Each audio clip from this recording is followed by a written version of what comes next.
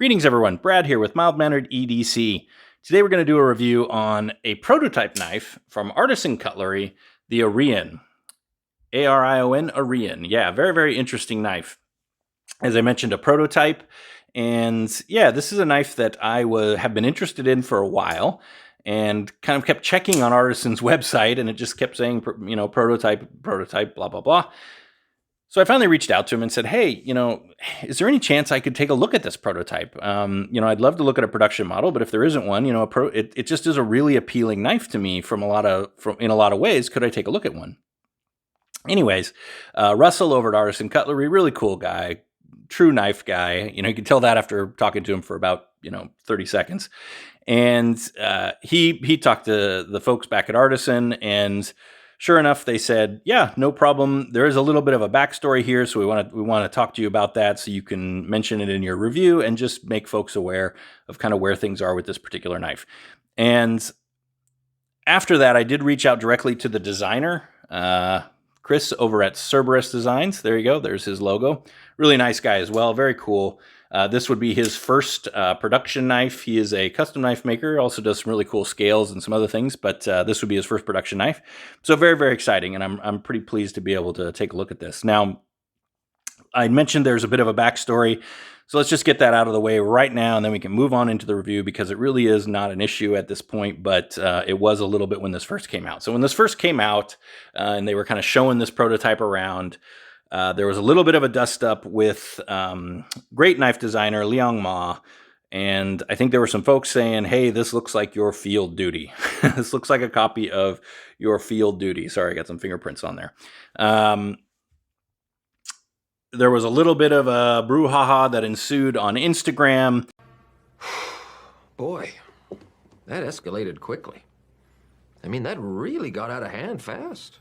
But ultimately, the parties got together, so Cerberus, Liang Ma, Artisan, they talked, they hashed it out, and in the end, true to classy form, Mr. Ma said, hey, we've got it figured out. I give my blessing to the knife. Go forth and prosper. So there you go. I mean, I think that kind of came to me, I think, because I was staring at Spock here. But yeah, no. So that, ultimately, like I said, there was this little bit of a dust up about it. I actually don't think it looks that much like the Field Duty. I mean, I can see a little bit. There are certainly some elements there, but it wasn't the knife that went to my mind when I first saw this, that it kind of made me think of anyways. But there you go. It's there. So if you see some comments down below, or if you hear more about it, that's sort of what it is. But it is sort of a non-issue at the moment. So I don't think we need to spend any more time on that. So let's go ahead and get underway with this review. So let's talk about specs first, because this knife is sort of, it's bigger than it looks. Let me just say that. And I'll talk about some specs, then we'll do some size comparisons so you can get a real sense of that, and then we'll get into the review. So we've got a blade length here on the Arion of 3.6 inches. That's right, pretty good sized blade, huh? A handle length of 4.76 inches. So there you go. A handle thickness of 0.41, so actually pretty darn narrow. And then an overall, when this is all opened up, yeah, of 8.38 inches. Yes, that's a pretty good sized knife, and seemingly bigger than I might normally be interested in. But I got to tell you, it doesn't feel as big in hand. Well, it just doesn't feel. Yeah, it's a knife that it's bigger than it looks and feels in a lot of ways. So let's go ahead and do a couple of size comparisons. So Arat number 1, very big knife, and in fact, very similar in size, as you can see there. How about a Civivi Backlash? There you go. So that's what you got with the Civivi Backlash. Now, to be honest, a knife that this actually caught my eye. The reason this knife sort of caught my eye is it reminded me a little bit of a knife that I actually love, which is the Spyderco Manix 2. There you go. And as you can see, I think there are some sort of similar, that kind of more leaf-shaped design. I think there's some inspiration there, which is great. Very much like that. And then maybe one more size comparison, the Benchmade Bug Out. So there you go. So this is a big knife. Certainly a big knife. Nothing to scoff at, but we'll talk about all of that as we get underway. So prototype, meaning there are going to be some changes to this knife when it goes into production. So I'll mention those as we go along, but we'll do a classic mild-mannered review of this prototype. When we do that, we'll talk blade, we'll talk action, we'll talk scales and hardware, and then ergos and carry. So let's go ahead and get underway with blade. This thing has a beautiful blade on it, apart from my fingerprints. Sorry. Very, very, very nice blade. So we've got this satin drop point blade. It's got a flat grind here. The steel on the prototype, let me see if I can get that. There you go.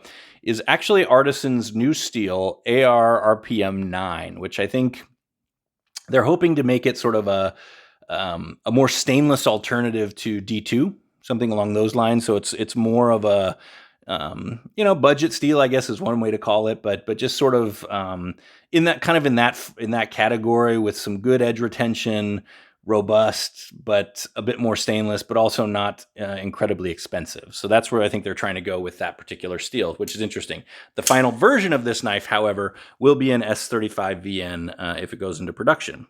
So that's what we've got here on the blade.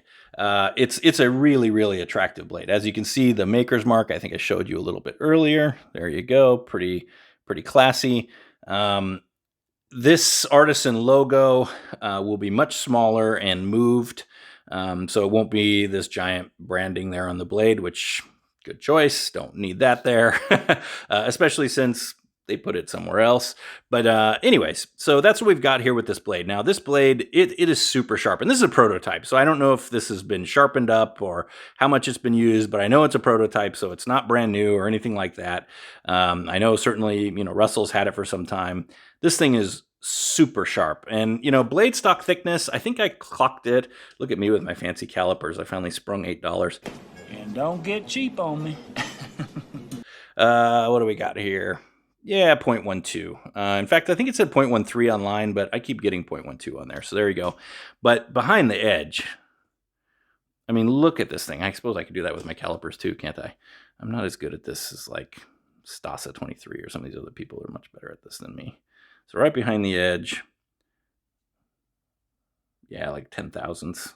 Yeah, something like that. So anyways, very, very slicey and just a beautiful blade. I mean, you've got a nice robust tip, not something super fragile that's going to, be an issue, but also a really, really just a slicing beast. I mean, this thing is just a crazy slicer. And, it's a prototype and it was loaned to me, so I didn't do anything super crazy with it. But everything that I cut with it, I mean, it just went like butter. Sliced through it like butter. So very, very cool blade. So, and I just think super attractive. So there you go. A little bit of a sort of flat grind here across the top, and then not flat grind, but a brushed finish. That's what I'm looking for. Sort of a brushed finish up here on this flat, and then the nice satin there on the actual blade. So anyways, that's what we're looking at with this particular blade. Obviously a big hole here for opening.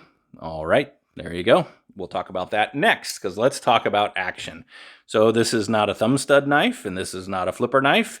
It is purely a flicking knife. Now, you can open it with your thumb this way. There you go. You can obviously flick it, and this thing flicks like a dream. I mean, the detent on this knife is really, really beautiful. And I have to say, it's a prototype, and I get that. And so hopefully, if it goes into production, the detent will be carried over. And it is riding on ceramic ball bearings, ceramic ball detent, et cetera, et cetera. But wow, Artisan. If this is what you can do with the final product, you need to do that. I mean, this, as hard as I could shake this so knives that have these big blades, oftentimes when you're shaking them, you can get it to fly out a little bit, but I couldn't with this. It's just beautifully dialed in. I could just flick this all day long. In fact, I have flicked this all day long when I've had it in the pocket. Now, like I said, you can also click it out with your thumb. That takes a little bit. You kind of find where it fits best for you, and then you get used to that, no problem. So there you go. Beautiful, beautiful action. Centered, no blade play, no blade rock, none of that. Just, yeah, fabulous. And talk about, I mean, oh yeah. Just a beautiful, I think maybe one of the best actions I've seen out of Artisan. And Artisan actually, does some pretty good actions. So they've got their detents pretty dialed in. So there you go. That's what we've got with action. And I hope that could carry over into a final production version because, oh yeah. All right, so now let's talk about scales and hardware. So these are just flat titanium scales, and they've got a clip here, milled titanium clip, which is great. It's got the sort of blind screw construction, so you can't see the screws are from the inside, which is great. You've got this titanium backspacer with the name Artisan Cutlery carved into it, which they do on their knives, which I like a lot. I think it's a really classy place to put that.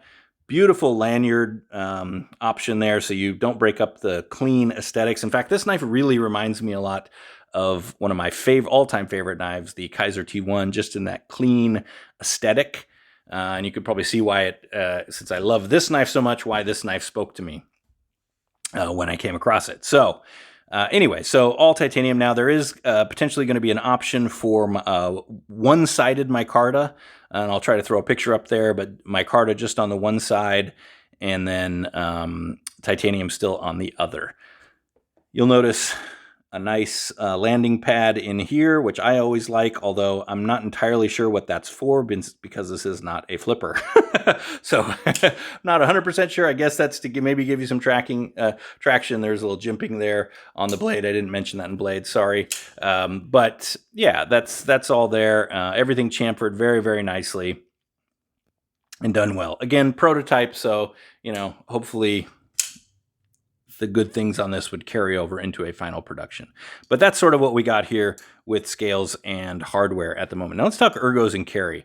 So like I mentioned, this is a big, it's a big knife and it's got a big handle on it, but the handle is just, it just melts. I mean, this is when I was talking to Chris, the designer, I said, man, this handle just melts into your hand. It just feels wonderful. I mean, to be able to have such awesome purchase and ergos. The clip is, low profile, but no hot spot. Everything, like I said, just the ergos are right on with this. Now, it's not a knife you're going to want to be doing much choking up with, but you don't really need to. You feel like you've got such a good purchase, just normal like this for normal use.